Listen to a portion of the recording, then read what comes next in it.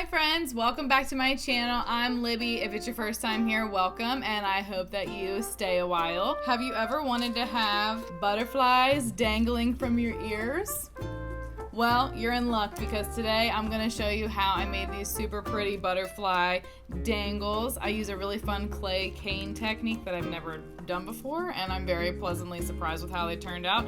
I just had a craft fair over the weekend and these were a hit.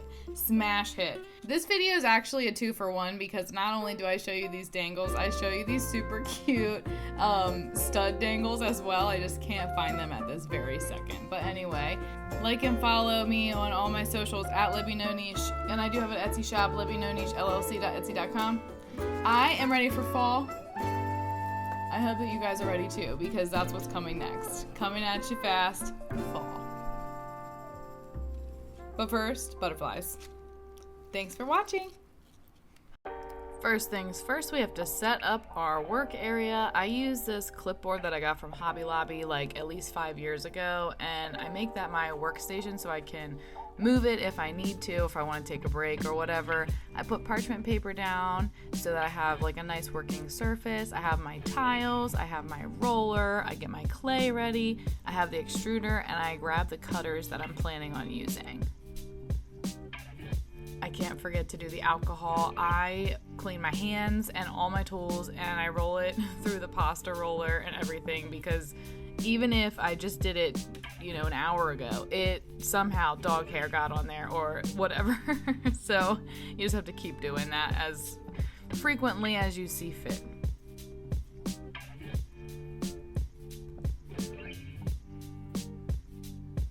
So I'm starting here with a lot of translucent clay. I have a really fun idea. In effect, it's kind of going to be like a stained glass look, and I have conditioned the clay through the pasta roller many times. I definitely got an arm workout, and do this until your clay is nice and soft and easy to work with. And the longest part of this video, other than everything else that takes forever, is conditioning all these little colored pieces of clay. I'm going with like blue, green vibes. I was kind of inspired by like sea glass for this, so that's what I'm doing. This is the first time I'm using my extruder. I was very proud of myself. I did not have to ask my boyfriend for help with engineering. I figured it out all by myself, and if I can do it, you can do it too.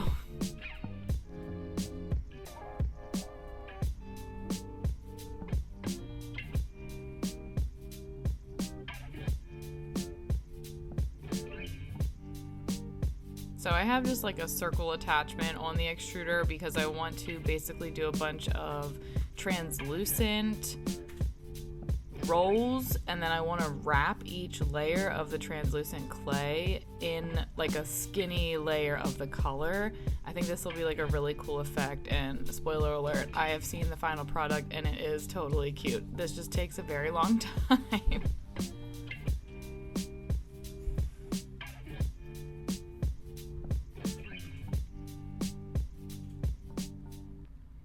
The thing that's cool about this technique is you can do this with any colors that you want. I just chose these ones and I really like how they work together. I think this is an analogous color scheme because it's green and blue together and they're like next to each other on the color wheel. It's very calming, it's giving ocean. As you can see, that's why I chose these colors. So I organized them all on my little tile, and then I took some leftover clay and extruded it with like the very tiny little circles. I know some people have like a circle phobia, so I'm so sorry if that's happening to you right now, but I mixed the clay colors with the translucent just so that I could have some additional variety. And here I'm just starting the clay cane that I'm working on.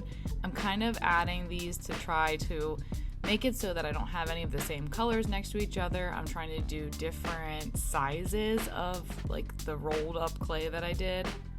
Coil, that's the word. Rolled up coils of clay, basically, I think.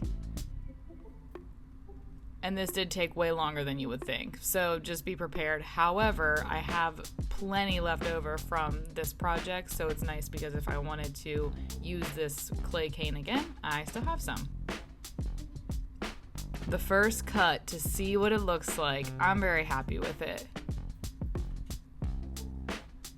So I'm trying to cut like semi the same size pieces right now off of the clay cane, and I'm going to end up laying them all together and like squishing them together so that I can use them to cut from.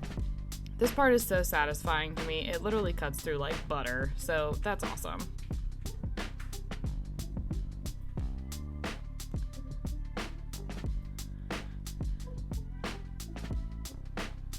So if you want, you could use like a translucent piece of clay as a backing for this. I just wanted it to be the same pattern on the front and the back. I rolled it and then I rolled it through the pasta roller, and this is what we're working with. There's the butterfly clay cutter. So sometimes I use extra tools other than my hands to push my cutters into the clay. As you can see, this cutter has a lot of detail, and if I would push it in with my hands, it's gonna make my hands hurt. So I use either like that little glass cup to kind of add that extra pressure, or sometimes I'll even use my roller. So I have all the butterflies cut, and then I wanted to do like a cute little stud. It ends up being a dangly stud because I think those are so fun. It's giving gemstone or something. What do you think that it looks like? So I went to pull my clay. This happens a lot with like some of my cutters. It just like kind of is what it is. And the clay was not coming apart easily from the butterfly. So I'm going in with my X-Acto knife and just carving around it again.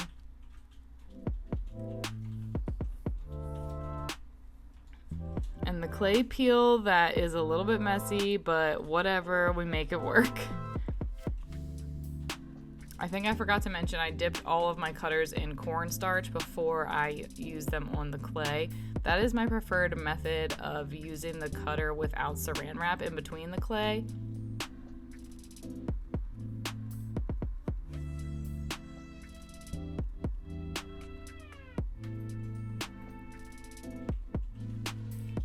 And I'm gonna just bake these on these tiles so that I don't ruin the integrity of like the butterfly shape by having to take it off and re-smush it back onto a tile or something. So as you can see, these are baked. I have my little hand drill ready to rock and roll. I'm finding my little screw tip that I like for the size of jump rings that I'm using.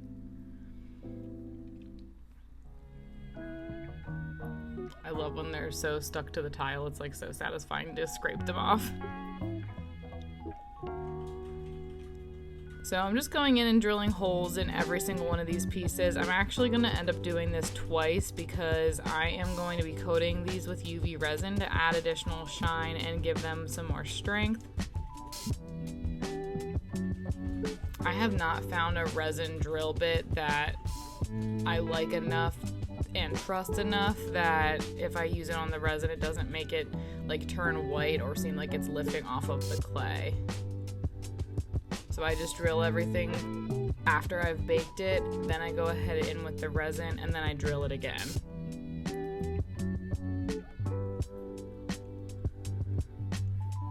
Oh, but before that, here is my fancy schmancy nail file.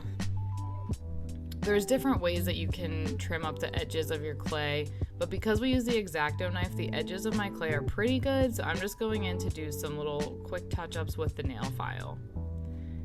These have been resined. As you can see, they are more shiny, so I'm just going back in and drilling those holes again and making sure I can fit my hardware through the earrings. Speaking of hardware, these are my little hands that I'm going to be using. Getting all my supplies ready for the assembly process. This is when, in my opinion, everything really starts to come together and I get to see my vision come to life.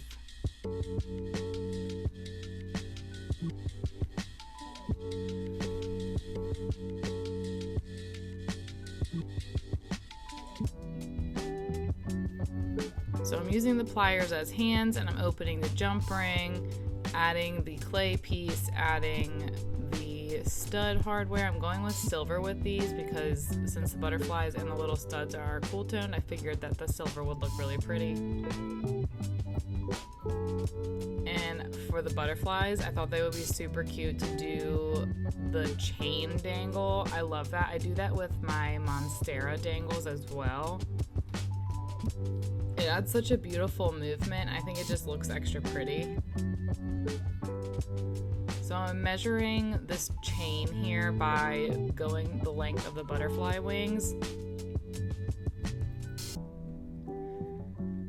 I'm attaching a jump ring to each side of the chain, and then I end up adding like the fish hook to a jump ring just on the chain.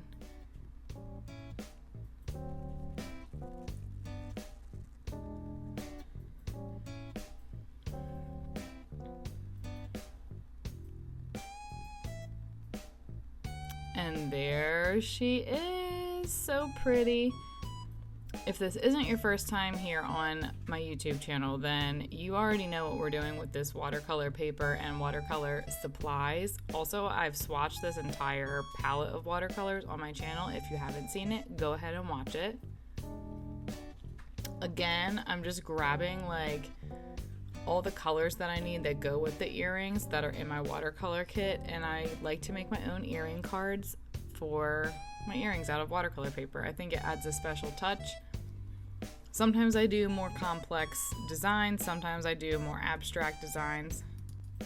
Either way, it's really nice because it adds that special touch and makes your earrings and the earring cards match however perfectly you would like them to. I'm just using my little paper cutter to slice the paper. I had to make a bunch of little tiny ones for the studs, and then I made the butterfly ones a little bit bigger. And of course, you already know I'm stamping my brand name on there, and the heart is always my favorite part. Now we have to pierce the earring card's ears, which that's another reason why I like making my own, because depending on what attachments I'm using, or the jewelry findings, if you will, I can make the holes wherever they need to be. I'm just adding the back of the fishhook earrings, and then I have butterfly clasps for the studs.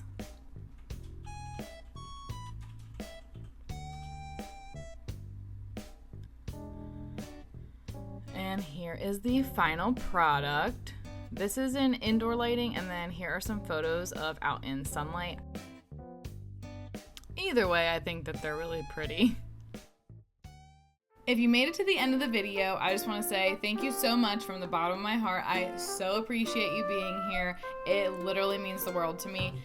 Comment and tell me what your favorite part of this video was, or if you have any suggestions for the next one, and let me know if you try this at home. If not, it was fun hanging out with you, and I can't wait to see you again next time. Bye!